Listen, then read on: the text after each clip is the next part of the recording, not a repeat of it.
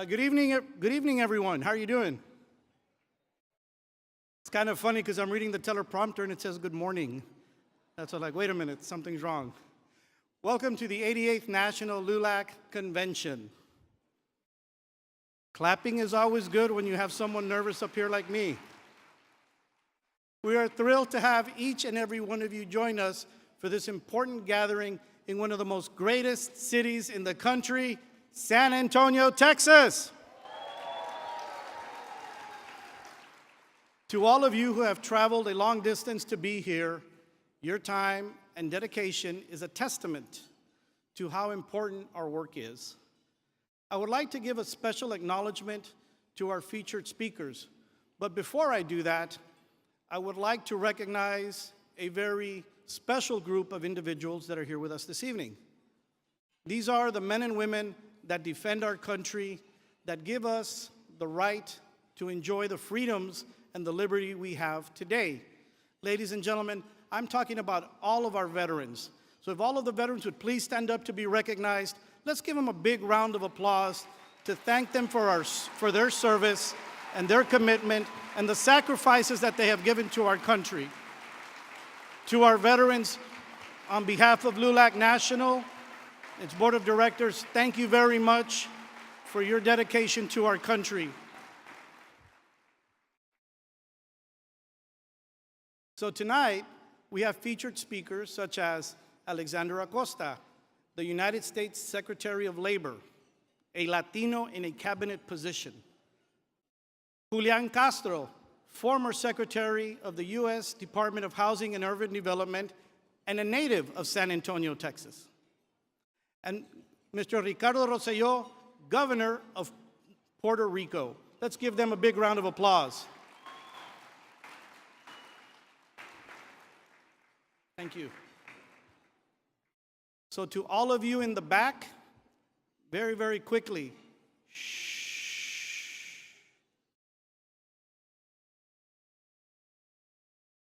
And before we begin, I would like to kindly ask you to join me in a moment of silence for San Antonio Police Officer Miguel Moreno, a 9-year veteran of the police force who was killed in the line of duty this Friday. He was only 32 years old and leaves behind his parents and 4 siblings.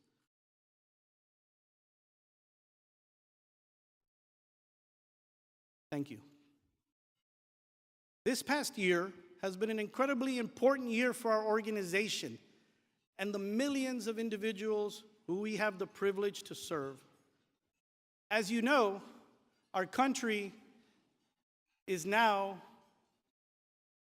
going in a different direction than it previously was. We have a new administration, and therefore, LULAC has a commitment that we need to keep to our people.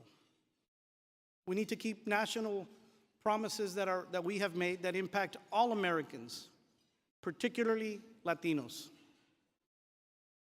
To list a few, we know where we're going as a country. Let's talk about this. We recently saw an attack on America's public schools, cutting funding for programs that provide social, emotional, health, and economic support for young students. This includes after-school and summer programs.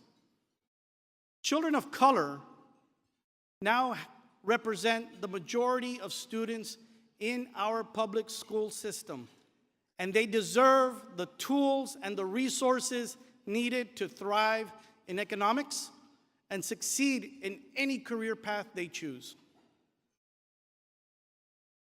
Yeah, that's good.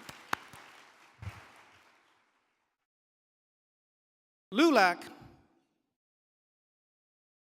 along with all of our partners, will continue to fight on behalf of the minority students that we serve and focus our energy in ensuring that the Department of Education does the same. As we know, an education makes a difference in where we are going in life. And in attaining a good education, it all starts with a dream, and that is a dream to succeed. And we must ensure that all of our students, our children, grandchildren, friends, have an equal opportunity to equal access to education so they can fulfill their dreams. This year, we also saw something that was what some people call unprecedented. We withdrew from the Paris Accords.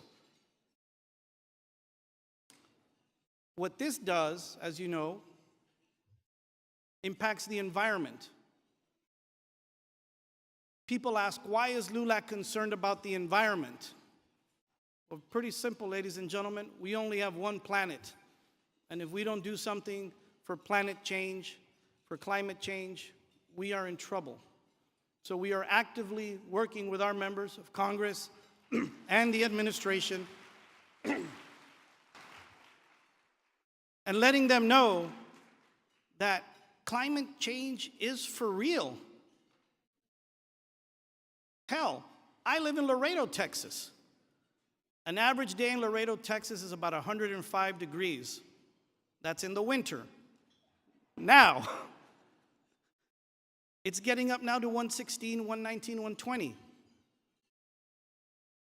And I know in different parts of the country, you've been hit with unprecedented rain, floods, tornadoes, etc. Latinos are the most impacted by climate change because where we live and we work, it's happening. In fact, nearly 1 in 2 Latinos in this country live in counties with the worst air pollution known today. The majority also live in states that have been affected, as I said, like my hometown of Laredo, Texas, by extreme heat. Texas is one of the worst affected states there is in our country and will bear the brunt of climate change as sea levels are rising and heat-related mortality rates are increasing. Now, more than ever, the world is looking for bold leadership at every level to tackle climate change and environmental conservation issues. That leader is LULAC, and we will be there, as I said, to combat this issue head-on, not just in Washington, D.C., but all over the country.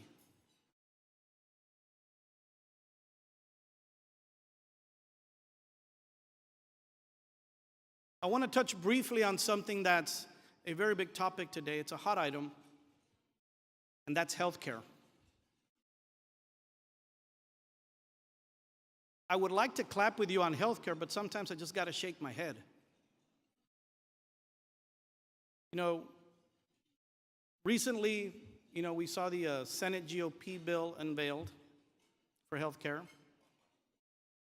And when we analyzed it, we saw what was the meat of the bill, if you would.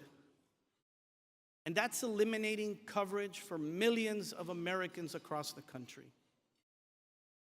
including 18 million Latinos. Any legislation that cuts health care coverage for millions of individuals is not good policy in LULAC's opinion, and it is definitely not good for America. Everyone, and I'm sure that all of you out there know someone that this applies to, regardless of his or her income or having a pre-existing condition, should be granted access to affordable health care coverage, period. Health care should not be a privilege. Health care is a human right, and it is a necessity. We have to preserve the basic human rights because health care is a human right. We've all experienced it, whether taking care of our mothers, our fathers, husbands, loved ones. We know what the effect is. But we also know what that effect is, especially for low-income Americans, that are on Medicaid, which you know is a health care program that currently covers 63% of low-income Latino children. And it also pays for almost half of all of the births in this country. LULAC believes very strongly that we must protect those that are most vulnerable, which are our elderly, people on fixed incomes, and children. We will continue to work and lobby and hit it head on that in this country, we do not make war on those that are underprivileged, cannot afford health care. We do not make war on women and children and minorities. We will not do that. We will not stand for that. That is not the American way. Those are not American values. Something else that the bill also defunds is Planned Parenthood, an organization that provides a wide range of essential health care services to approximately 500,000 Latinas annually. It is time now for lawmakers from both sides of the aisle to come together. And LULAC is that conduit to bring both sides together and really sit down and look at a bipartisan health care bill that will protect all Americans. Finding common ground is a bipartisan fashion, and it's the best approach for us to have lasting reforms. One of LULAC's biggest fights this year is taking place here in San Antonio, Texas. That's right, SB 4. LULAC, as you know, was the first to file the lawsuit against Texas Senate Bill 4, filing the bill just 22 hours after Governor Abbott signed it into bill. And I don't know if he's here, I believe he's here. He received the Oatley Award 2 days ago. Luis Vera, if you're here, I want to thank you again personally for the time and the energy that you put in to putting this bill together. As you know, Luis and I spoke about this and said we have to do a preemptive strike if this passes and file an injunction. For those of you that don't know Luis, he is a man that goes to dialysis every day. Every day. And in speaking to Luis, because this is very important to all of us and he's very passionate about his work, I said, Luis, I hear it in your voice. You're tired, go home. And he said, I can't. Because if I stop doing what I'm doing, then it impacts our community. And I asked him, have you gone to dialysis? He said, no, not in 3 days. 3 days of not going to dialysis. That is a lot. I told him, Luis, go to dialysis because you're the man that's going to lead us in this fight, in this crusade against SB 4. And if you're not here to do it, you will not see the fruits of your labor. So, Luis, I'm sorry I'm a little bit blinded by the lights. I can't see you. I hope you're here, my brother. But on behalf of everyone in the state of Texas that believes that this law is unconstitutional, thank you. LULAC, along with you, we are leading the charge against this because of you, Luis, this unconstitutional and discriminatory law, which in the end will threaten to separate many innocent families. But not only would it do that, it's also going to hurt public safety. And it adds even more responsibilities to the brave men and women in our police force who already do so much to our communities to keep it safe. This bill creates an environment of increased racial profilings. And believe it or not, it will happen. And that's why we need to stop it immediately. We know, go ahead and clap, that's pretty cool.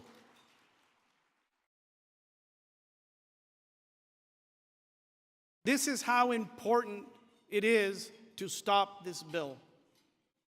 All of the eyes of the nation are looking at Texas on this bill.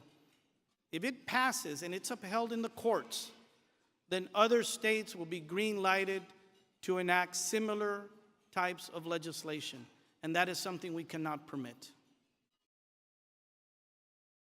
No more, nothing, but we have to stop it. We cannot live in a country where individuals are asked to show their papers based on their skin color and the language they speak. That is unconstitutional, and that is very un-American. The entire country is watching Texas because what happens here will set the precedent for the rest of the nation. Like the saying goes, don't mess with Texas, and the injustice ends here. We will fight as before, and we will fight to protect everyone's right to exist peacefully.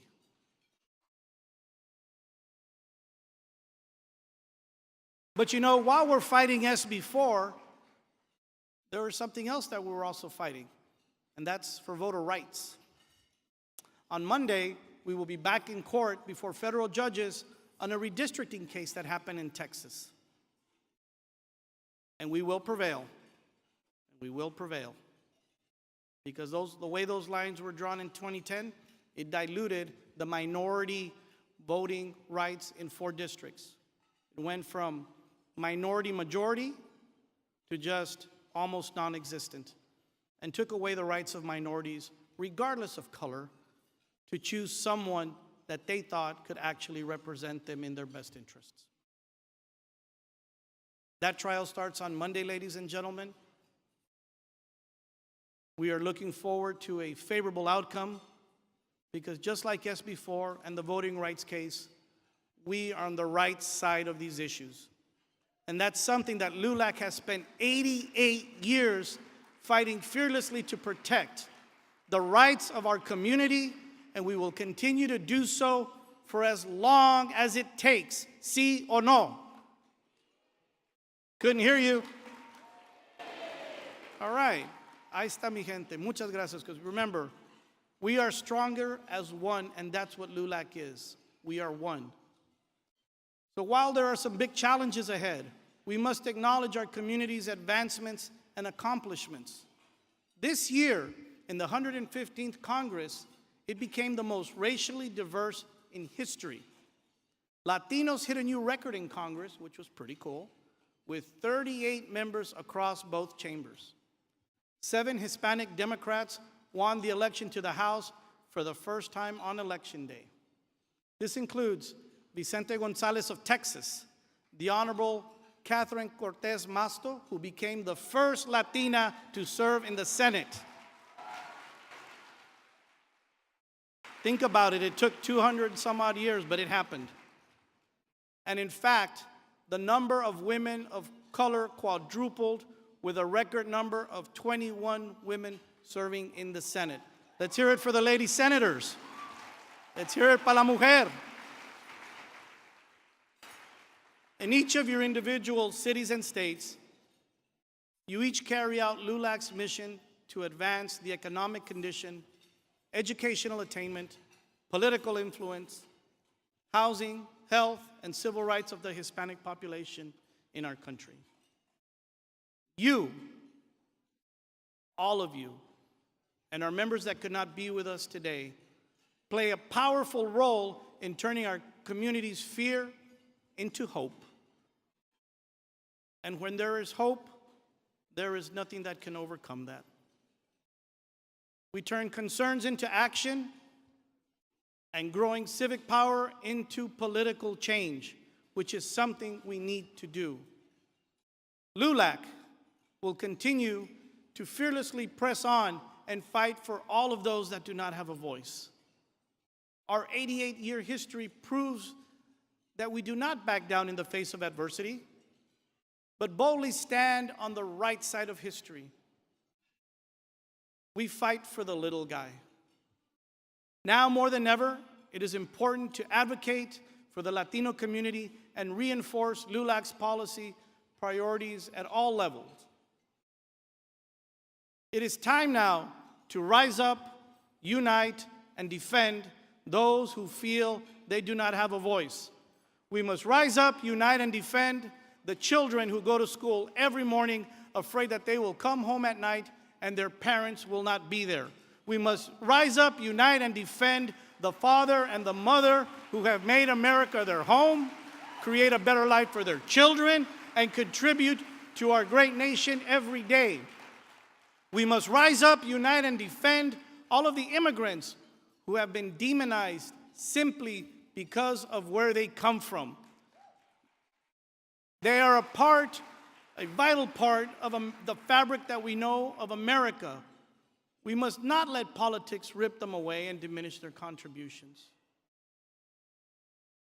I, along with the National Board of Directors, are very proud to walk alongside each and every one of you, my brothers and sisters in LULAC. And when I say my brothers and sisters in LULAC, I talk about everyone that's here, not just our members, but our friends, our corporations that believe in the same ideals and morals that LULAC believes in. Our LULAC family, all of us here today, I am confident that we will each walk away from this convention reinvigorated and ready to rise up, unite, and defend the rights of everyone. Because it is the right thing to do, and it is the true American way. Muchas gracias.